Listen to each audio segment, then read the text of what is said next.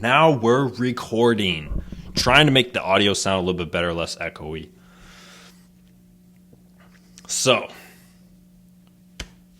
Domingo German, perfect game, fourth in Yankees history. Yankees have been around for 120 years. For those of you a brick short of a load. So basically, this is ultra rare, okay? This is the vernal equinox of baseball. Extremely seldom do these things happen. Never thought I would see one. We had been getting close to this. We had been seeing signs of this, okay? Last year, Drew Rasmussen went into the ninth. First pitch, gives up a run. He had a perfect game up until that point. We've seen a lot of close calls. Clayton Kershaw last year also had a perfect game through six. I believe the score was 0-0 at the time, and he was just coming back from an injury, so they didn't push the luck. So German gets the perfecto. He strikes out 9. He almost walked a dude, and I was watching it. It was probably in the 7th or 8th inning. After that, honestly, it was pretty surprising how quickly we were able to get through the 8th and the 9th inning. Like he was kind of ripping through, and it was great.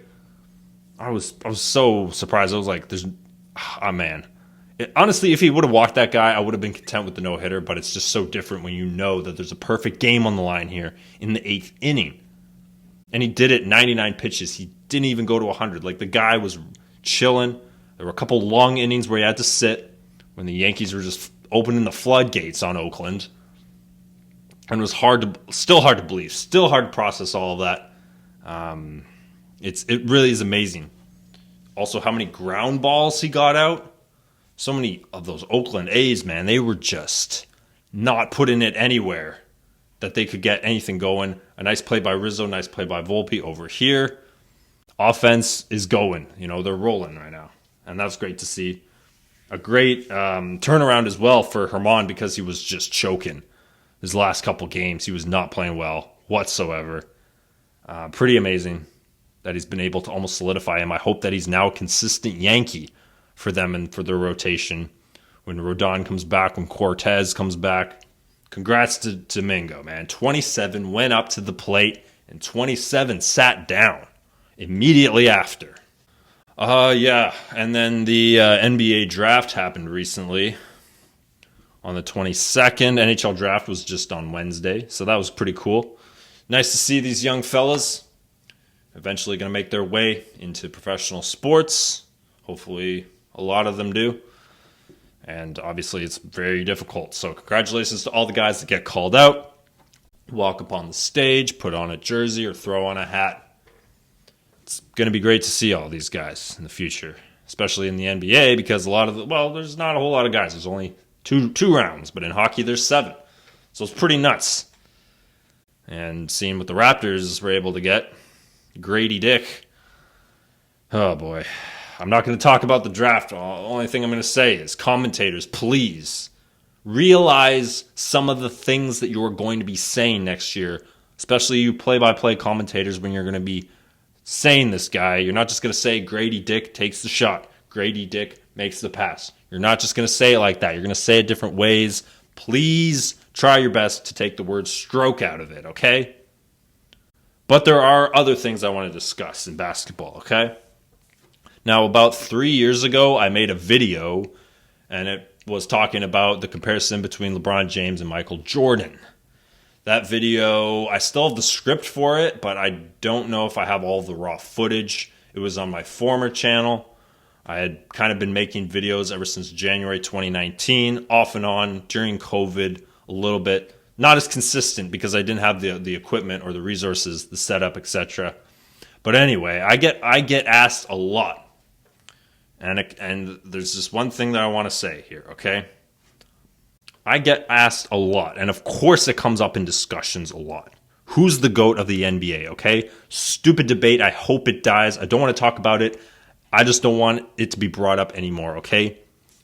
There's only one thing that I'm going to say about it, and then I just want people to shut up, okay? I don't want to listen to it. I don't want to read it anywhere. I don't want it to be talked about, okay? We don't have to keep talking about it. Everyone wants to know who's number 1, right? Everybody wants to know who's number 1. I have a better idea. Instead of asking who's number 1, here's a better question. Ask who's number 2. Okay, that is a discussion worth having. Who's number 2? Who's the second greatest of all time? There's actually something worth talking to your friends about. Who do you think is the second best? That's the only thing I'm going to say about it, okay? It's ridiculous and it's stupid, and let's stop the stupid GOAT debates that we have all the time. It's constantly brought up. When I worked for the Vancouver Bandits last year, one of the questions that the social media guy asked every player was, who is the GOAT? So dumb. Like, what are you trying to get? A reaction? It's like that's the question that you ask to somebody that you hate because you want to get a negative reaction of them, film it on camera, upload it, and get them dismantled, create some calumny against them. That I wanted to get off my chest, and Zion Williamson is a bust, okay? It doesn't take you a lot of time and research, especially if you're someone like me who's been following him since the beginning of his career, which isn't a whole lot to do because his career is very short. It may span 4 years, but that's just not the case. You see, the thing with Zion Williamson is that he may have been drafted in 2019, but he's only played 114 games. That's less than a season and a half, okay? So he's having all these injuries from 18 to 22 years old, which is extremely hard to comprehend right off the bat, okay? I don't understand why he's always sitting out, okay? I snapped my leg when I was 16 years old, okay? In May of 2013. By July, I was in the gym lifting weights, okay? I snapped my femur. It was a torsion fracture. I was in crutches. I was told that I was going to won't be able to walk for 11 weeks. By 8 weeks, I was in the gym lifting weights. And Zion Williamson is 22 years old, okay? I don't really understand any of this whatsoever. It's like, I don't even know if the guy wants to play. That's irrelevant to is he a bust or not, okay? I really want to see him play. And that is the whole point here, okay? The reason that a lot of people are probably extremely harsh on Zion Williamson is because they want to see him play. I love watching this guy play, so I feel robbed of that. That is where this acrimonial attitude is coming from. You're feeling like, wait a minute, I want to see this guy play. I never get to see him. It was amazing. I still remember his debut when it was on January 22nd, 2020, was it now? Yes, it was. All that time ago, he went on his 18-0 run or whatever it was, that game against the Spurs. Coach wanted to take him out because he was on a minutes restriction due to his injury, but he kept playing. He kept making threes. He had 4 threes in a row, and he was just torching the Spurs. I'm never going to forget that. That's embedded. So the underlying issue with Zion for me, and why I think he's a bust, is because I love him so much. It doesn't make sense, I know, but because I want to see him play, okay? Now, it's easy to say, because, he's 22, that eventually he's going to have a nice, long, illustrious career. Let's say by the time he's 35, he's going to have 8 All-Stars, a couple championships here, and then we're going to look back in 2019, he wasn't a bust. He just had a rough start, and he got going, just like Lonzo Ball. And that's just not the case for Lonzo, okay? Zion started up here, and he's going down. Lonzo started down here, and he's going up, okay? So don't compare Lonzo missing all of his injury time, okay? I can talk about that separately, but the point is, Zion, he's only played 114 games in 4 years, okay? That's 37%. Out of the 308, he's missed 194, okay? That's 28 games a year, all right? So let's just take the perception. He's injury prone, all right?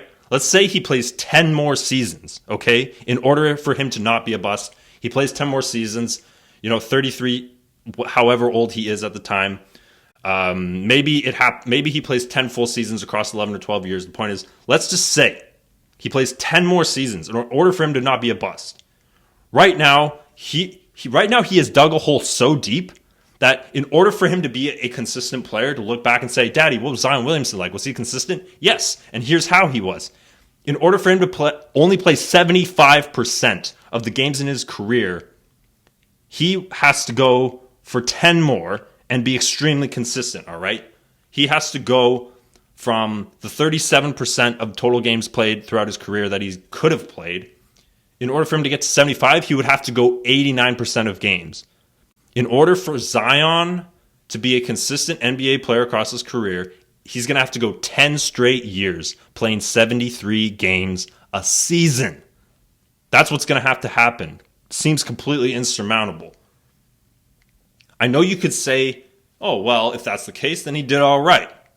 But he also didn't live up to the hype. So first of all, he's probably never going to be considered a consistent basketball player. And 2, he's not living up to the hype. The guy was compared to LeBron James. He wore an all-white suit when he got drafted, okay? Also, there's no way that he can be part of a championship team and be the centerpiece because he doesn't show up and play. All right, if we look back at the 2019 draft, we may think that that's not a huge issue because we're comparing this guy to guys like R.J. Barrett and John Morant. You know, it's hard to not be a bust with those guys. Maybe Tyler Hero and Darius Garland should have gone first and second overall. Also, there's stories, okay? I mentioned this earlier, coming back from injury. So, the major 4 points, he can't be a centerpiece. Zion Williamson is a bust because he cannot be the centerpiece of a franchise winning a championship because he doesn't play. He's injury prone. He would have to make up 85% of each season for the rest of his career. He's going to have to play over 90% to be considered a consistent player. And that's just to play 75% of total games played throughout his career that he could have played.